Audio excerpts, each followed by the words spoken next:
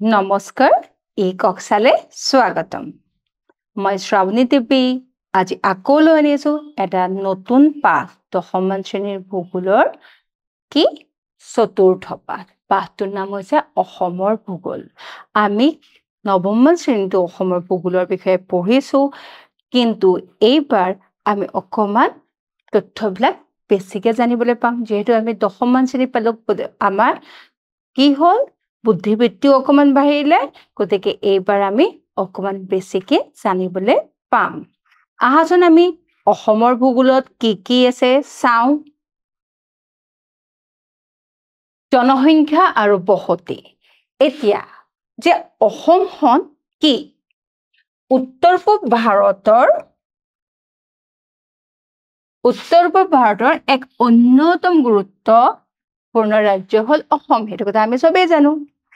গোটেই উত্তৰ পূব ভাৰতখনক খালি অসমখনে কি কৰি ৰাখিছে লগাই ৰাখিছে অসমৰ সীমাৰেখা ভাৰতীয় ৭খন ৰাজ্য আৰু 2খন বিদেশী দেশৰ লগত লগা এতিয়া আমি চাৰি সীমাটো চাও অৰুণাচল আৰু বিদেশী দেশ ভূটান অসমৰ উত্তৰত দক্ষিণে আছে মিজোৰাম আৰু মেঘালয় পূব দিশত আছে অৰুণাচল প্ৰদেশ নাগালেণ্ড আৰু মণিপুৰ আৰু পশ্চিমে আছে পশ্চিমবংগ ত্ৰিপুৰা আৰু এখন বিদেশী দেশ যিখন আমাৰ কাৰণে ভয়াবহ কাৰণ সেইখন আছে বাংলাদেশ গতিকে চাৰি সীমা বুলি ক'লে অসমৰ চাৰি সীমা বুলি ক'লে আমি এনেকৈ লিখিব লাগিব যে উত্তৰে কি উত্তৰে হৈছে অৰুণাচল আৰু ভূটান দক্ষিণে মিজোৰাম আৰু মেঘালয় পূব দিশত অৰুণাচল প্ৰদেশ নাগালেণ্ড আৰু মণিপুৰ আৰু পশ্চিমে পশ্চিমবংগ ত্ৰিপুৰা আৰু বাংলাদেশ এতিয়া অসমৰ চাৰি সীমাত 2খন বিদেশী ৰাষ্ট্ৰ আছে সেই ৰাষ্ট্ৰ দুখনৰ নাম কি বুলি ক'লে তোমালোকে ক'ব পাৰিব লাগিব বাংলাদেশ আৰু ভূটান গোটেই অসমখন মাত্ৰ এই 50 কিলোমিটাৰ অসম বুলি নহয় গোটেই উত্তৰ পূৰ্বাঞ্চলখন এই 50 কিলোমিটাৰ দৈৰ্ঘ্যৰ এই সংকীৰ্ণ ভূমি কৰিডৰেৰে গোটেই ভাৰতৰ লগত লগা ভাৰতীয় ভূখণ্ডৰ সৈতে সংযুক্ত আৰু এই 50 কিলোমিটাৰৰ এই ঠেক ৰাস্তাটোক কি বুলি কোৱা হয় জানেনে চিকেন নেক মুৰ্গীৰ ডিঙিটোৰ নিচিনাকৈ যে ঠেক সেইকাৰণে কোৱা হয় চিকেন নেক এই পশ্চিমবংগৰ 50 কিলোমিটাৰ দৈৰ্ঘ্যৰ ৰাস্তাটোৰে অসমৰ পশ্চিমবংগৰ মাজৰ সেই যে মেপখন আকোতে যে আমি পাওঁ সেই ঠেক ৰাস্তাটোৰে কি হৈছে ভাৰতীয় ভূখণ্ডৰ লগত উত্তৰ পূৰ্বাঞ্চল লগা অৰ্থাৎ সমগ্ৰ উত্তৰ পূব অঞ্চলটো অসমৰ সংকীৰ্ণ ভূখণ্ডৰ মাজেৰে ভাৰতৰ সৈতে সংযুক্ত হৈ আছে অসমক উত্তৰ পূব ভাৰতৰ সেইকাৰণে দুৱাৰমুখ বুলি কোৱা হয় কাৰণ উত্তৰ পূব ভাৰতৰ বাকীকেইখন ৰাষ্ট্ৰৰ পৰা ভাৰতলৈ যাবলৈ হ'লে কি কৰিব লাগিব অসমৰ মাজেৰে যাব লাগিব এতিয়া অসমৰ বিস্তৃতি কিনো 24 ডিগ্ৰী 9 মিনিট উত্তৰ অক্ষাংশৰ পৰা 27 ডিগ্ৰী 58 মিনিট উত্তৰ অক্ষাংশলৈ বিস্তৃত 89 ডিগ্ৰী 42 মিনিট পূব দ্ৰাঘিমাংশৰ পৰা 96 ডিগ্ৰী 1 মিনিট পূব দ্ৰাঘিমাংশলৈকে অসমৰ বিস্তৃত এতিয়া মেপখন চোৱা মেপখনত প্ৰথম সদায় আমি যেতিয়া মেপ আঁকিম ভৌগোলিক হিচাপে মেপ আঁকিম তো আমি অক্ষাংশ আৰু দ্ৰাঘিমাংশ দিব লাগিব দেখিছানে আমি অক্ষাংশ আৰু দ্ৰাঘিমাংশবিলাক দি দিছো এনেকৈ এইবিলাক হ'ল অক্ষাংশ আৰু এইবিলাক হৈছে দ্ৰাঘিমাংশ তাৰপিছত কি দিছো আমি পশ্চিম উত্তৰ দক্ষিণ দিলো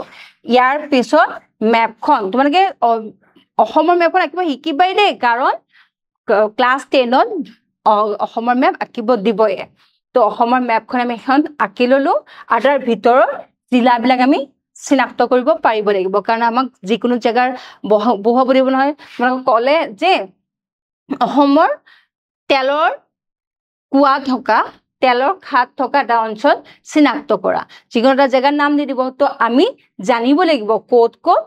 খাৰুৱা তেল পোৱা যায় কোনখন জিলাত আছে গতিকে আমি এই মেপখন আঁকি কি কৰিব লাগিব আঁকি চেষ্টা কৰিব লাগিব কিমান মাটিকালি অসমৰ মাটিকালি হ'ল ৭৮,৪38 বৰ্গ কিলোমিটাৰ কিমান এই মুঠ ভাৰতৰ 2.4 মাটিকালি আৱৰি আছে ভাৰতৰ লোকপিয়ল অনুসৰি অসমৰ মুঠ জনসংখ্যা 312.05 লাখ আৰু ভাৰতৰ প্ৰায় 2.6% জনসংখ্যা ইয়াতে বাস কৰে ভাৰতৰ 2.4% মাটিত 2.6% জনসংখ্যা বাস কৰে তাৰ মানে কম পোৱা যায় অসমৰ কি জনসংখ্যাৰ ঘনত্ব যে বেছি কাৰণ কম জায়গাত যিমান জায়গা তাতকে বেছি পৰিমাণৰ মানুহ বাস কৰে পুৰুষ হিচাপে 159.39 লাখ আৰু মহিলা 152.66 লাখ তাৰ মানে পুৰুষতকে মহিলাৰ সংখ্যা কমি আছে এতিয়াও সাক্ষৰতাৰ হাৰ মানে কিমান শিক্ষিত 63.25% 2001 63.25% লোক শিক্ষিত আছিল আৰু 2011 এটো বৃদ্ধি হৈ পেলাই কিমান হৈছে 72.19% হৈছে তাৰ মানে 2001 কে 2011 লৈকে কি হৈছে শিক্ষিতৰ হাৰ বাঢ়িছে সেই হিচাপে যদি আমি লিংগ অনুপাত চাও লিংগ অনুপাত মানে কি প্ৰত্যেক হাজাৰ পুৰুষৰ বিপৰীতে কিমান মহিলা আছে হেতু হয় লিংগ অনুপাত আৰু লিংগ অনুপাত বৰ্তমান ভাৰতত অতি প্ৰয়োজনীয় কাৰণ ভাৰতত দিনে দিনে কি হৈছে মহিলাৰ জনসংখ্যা কমি আহিছে আৰু এয়াই আমাৰ জনগঠনি কি কৰি পেলাইছে ভাৰসাম্যহীন কৰি পেলাইছে 2001 চনত 935 জন আছিল প্ৰত্যেক 1000 পুৰুষৰ এগেইনষ্টত 935 জন মহিলা আছিল আৰু 2011 ইয়া বৃদ্ধি হৈ কিমান হৈছে 958 জন হৈছে তাৰ মানে কি হৈছে মানুহবিলাক শিক্ষিত হৈছে আৰু শিক্ষিত মানুহে পুৰুষ মহিলাৰ মাজত পাৰ্থক্য কম কৰা হৈছে গতিকে মহিলাৰ সংখ্যা বাঢ়িছে ৰাজ্যত মহিলা সন্তানৰ জন্মৰ হাৰ সামান্য বৃদ্ধি পাইছে অসমৰ জনসংখ্যাৰ কেতবোৰ বৈশিষ্ট্য মানে কি যে শিক্ষিতৰ হাৰ আমি যে চাৰ্ট হিচাপে কওঁ শিক্ষিতৰ হাৰ কিমান 63 শিক্ষিতৰ হাৰ 63.25 কিমান আছে 2001 2011 ত 72.19 তুমি মনত ৰাখিব এনেকে চাৰ্টখন তোমালোকৰ টেবুলৰ আগত থৈ দিলে তোমালোকৰ মনত ভালকে থাকিব লিংগ অনুপাত কিমান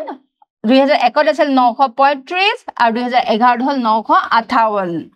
গাঁৱলীয়া জনসংখ্যা মানে গাঁৱত বাস কৰা জনসংখ্যা 2001 আছিল 87% আৰু 2011 ত হৈছে 85% তাৰ মানে গাঁৱৰ জনসংখ্যা কমি আহিছে এটা গাঁৱৰ জনসংখ্যা কমি আহিছে যে গাঁৱৰ মানুহবিলাক নাইকিয়া হৈ গ'ল নেকি মৃত্যু হ'ল নেকি নাই হোৱা এইবিলাক মানুহ কি হৈছে নগৰলৈ প্ৰব্ৰজিত হৈছে গতিকে নগৰীয়া জনসংখ্যা চোৱা নগৰীয়া জনসংখ্যা 2001 আছিল 12.90 আৰু 2011 বাঢ়ি গৈ কিমান হৈছে 14.09 তাৰ মানে কি হৈছে ইয়াৰে 2% মানে ইয়াৰ পৰা যে 2% 2% কমি গল সেই 2% আহি পেলাই কি কৰিলে নগৰৰ জনসংখ্যাৰ লগত যোগ হল অনুসূচিত জাতিৰ জনসংখ্যা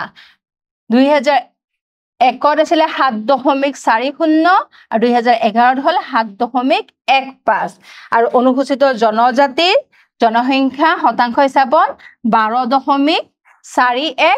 আৰু 2011 তো 12.45 গতিকে দুইটা অনুসূচিত জনসংখ্যা আৰু অনুসূচিত জনজাতিৰ সংখ্যা বেছি পাৰ্থক্য হোৱা নাই কাৰণ পাৰ্থক্য নোহোৱাৰ কাৰণটো কি জানেনে যে তেওঁলোকৰ বৃদ্ধিৰ হাৰ যেটো বৃদ্ধিৰ হাৰ হেতু স্বাভাৱিক তেওঁলোকৰ যিমান জন্ম হৈছে জন্মৰ হাৰ হিচাপে জনসংখ্যা বৃদ্ধি হৈছে কিন্তু তাৰ জাগাত অসমৰ বাকি জনসংখ্যা যে অত্যাধিক হাৰত বৃদ্ধি পাইছে তাৰ কাৰণ হল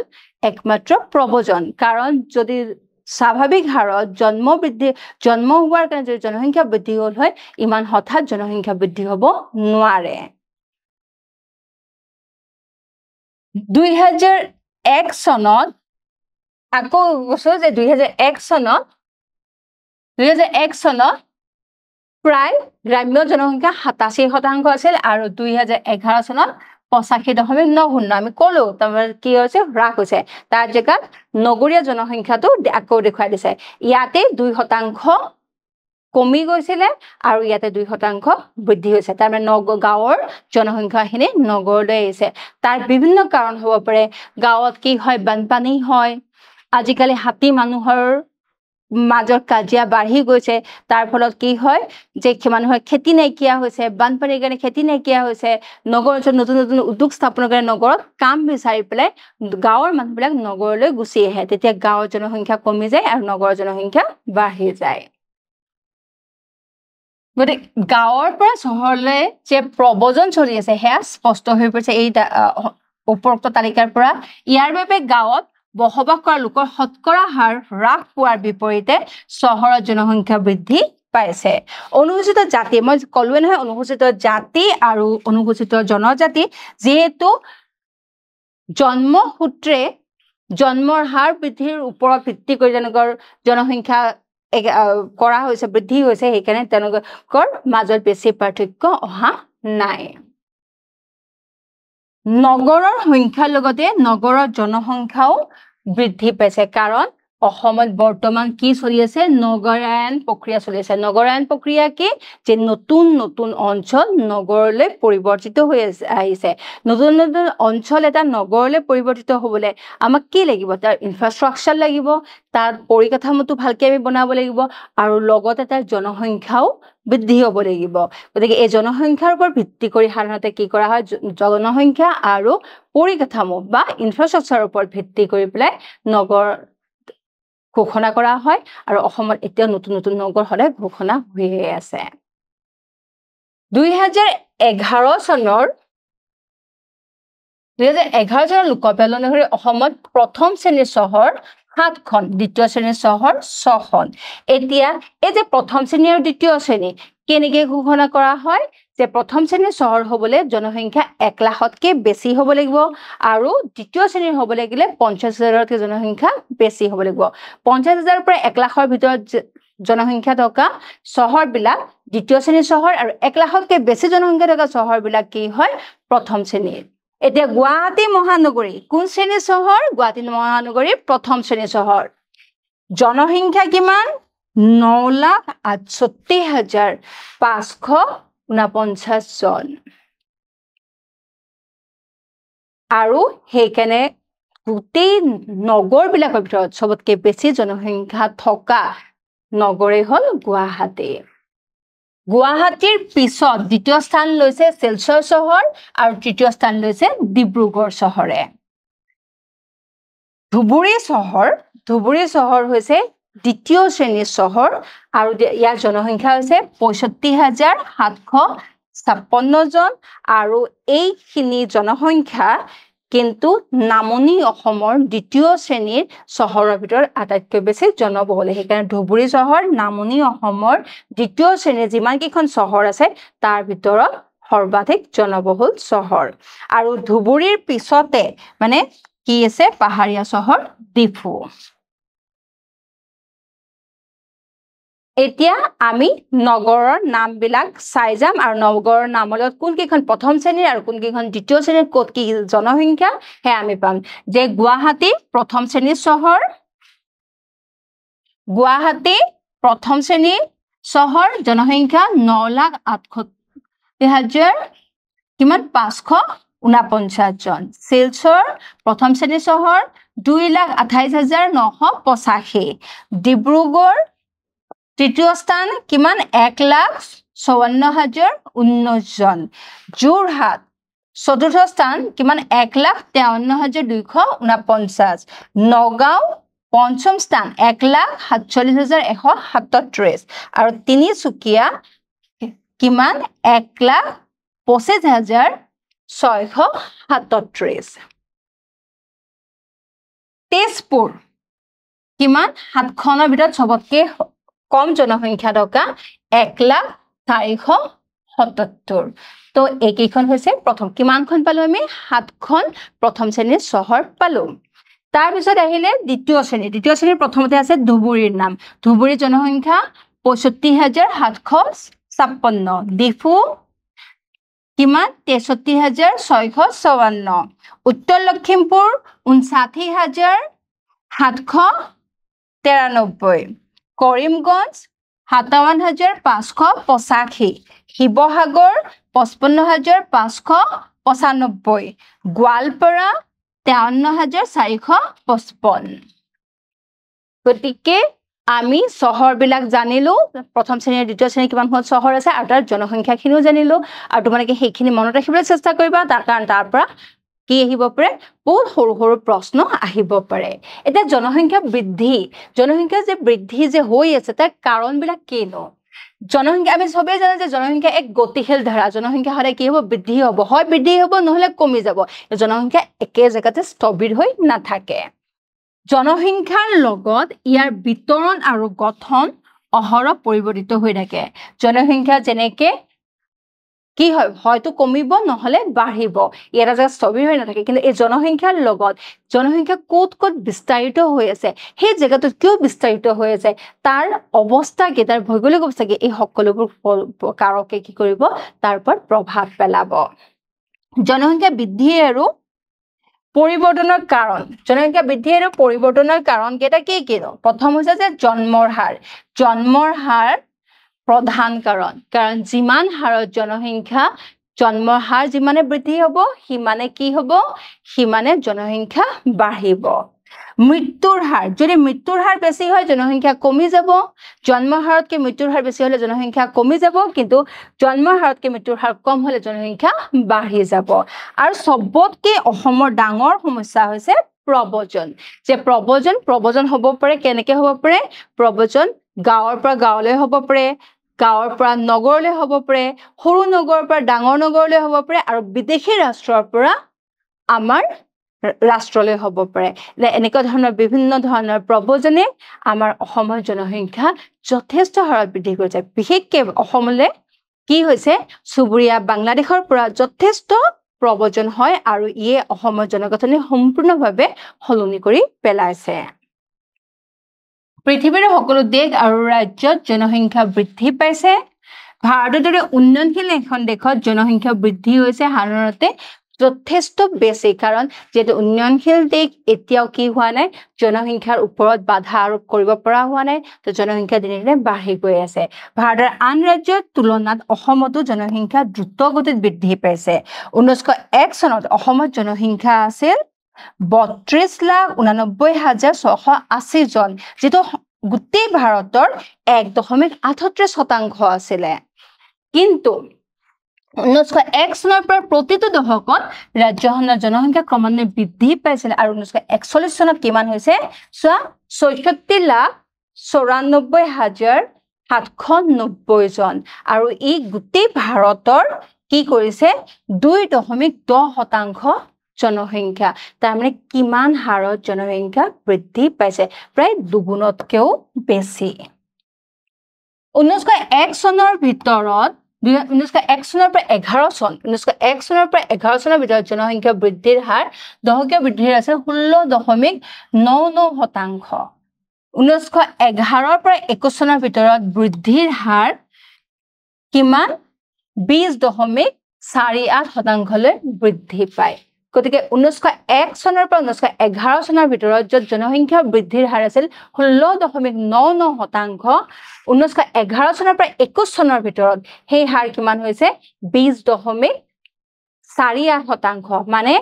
প্ৰায় 5% জনসংখ্যা বৃদ্ধিৰ এটা দশকতে হৈছিল পৰৱৰ্তী দশকবিলাকত বৃদ্ধিৰ হাৰ কম বেছি পৰিমাণে একেই আছিল 1921 পৰা 31 ভিতৰত কিমান হৈছে 19.90 1931 পৰা 41 কিমান হৈছে 20.40 আৰু 1941 পৰা 51 চনত আছিল 19.93 মানে খুব বেছি 1-2% হে বাঢ়াটোটা হৈছিল গতিকে বেছি হোৱা নাছিল কিন্তু ইয়াৰ পিছৰ দশকবিলাকত চোৱা আমি যদি গোটেই চাৰ্ট হিচাপে চাওঁ 1901 চনত কিমান জনসংখ্যা 32,89,680 গতিকে জনসংখ্যাৰ ঘনত্ব আছিল প্ৰতি বৰ্গ কিলোমিটাৰ মাত্ৰ 42 জন মানুহ 1911 চনত কিমান হল 38 লাখ হল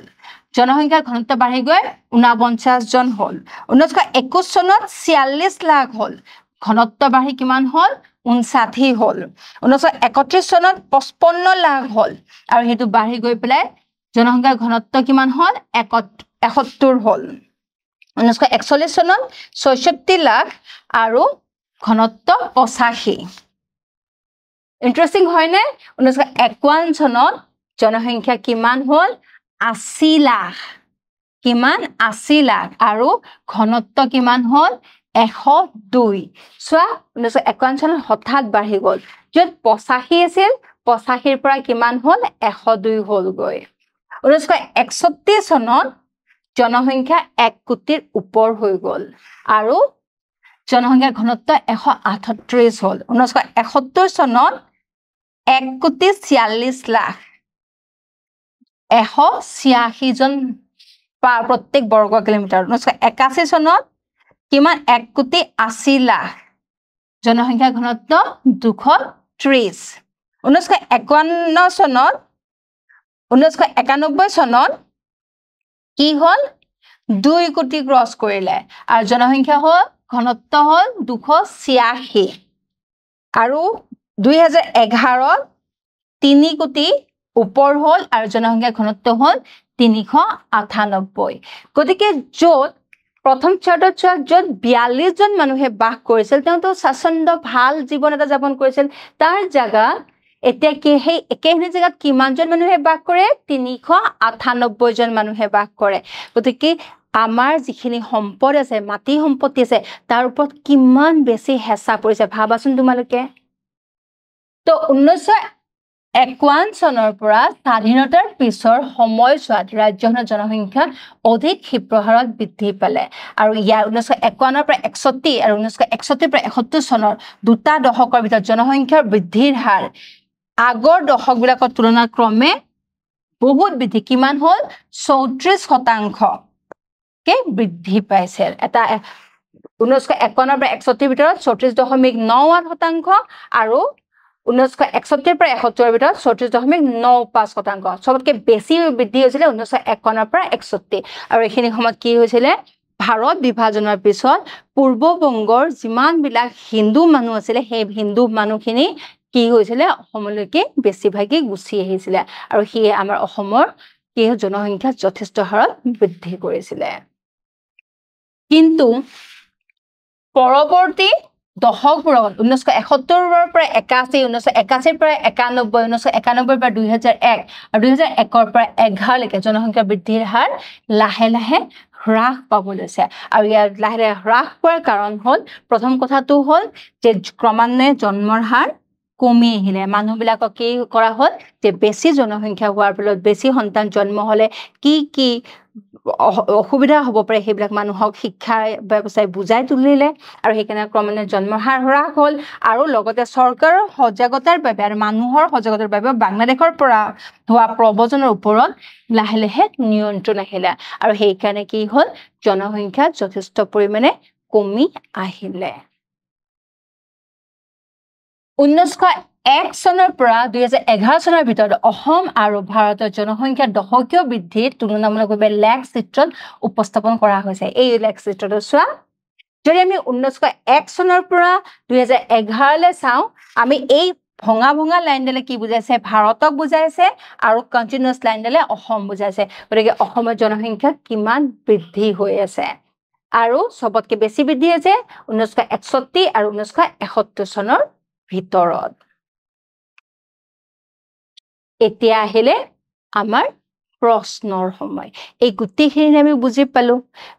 আৰু এতিয়া আমি প্ৰশ্ন আৰু সৰু সৰু প্ৰশ্ন আমি গম পাম যে আমি কিমান বুজি পালো যে অসমৰ কোনখন চহৰ আটাইতকৈ জনবহুল কৈয়ে আহিছো কোনখন কোৱা গুৱাহাটী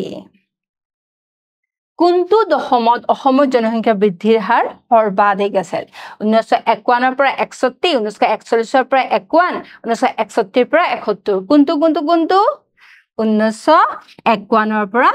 61 কাৰণ এইখিনি সময়তে কি হৈছিল আমাৰ ভাৰত পাকিস্তানৰ বিভাজন হৈছিল আৰু মানুহবিলাকে দেশ সলনি কৰিছিল আৰু পূৰ্ববংগৰ পৰা যথেষ্ট পূৰ্ববংগ বা বৰ্তমান বাংলাদেশৰ পৰা যথেষ্ট পূব পাকিস্তানৰ পৰা যথেষ্ট পৰিমাণে মানুহ অসমলৈ আহিছিল এইখিনি কৈ আজিলৈ ইয়াতে সামৰিছো ধন্যবাদ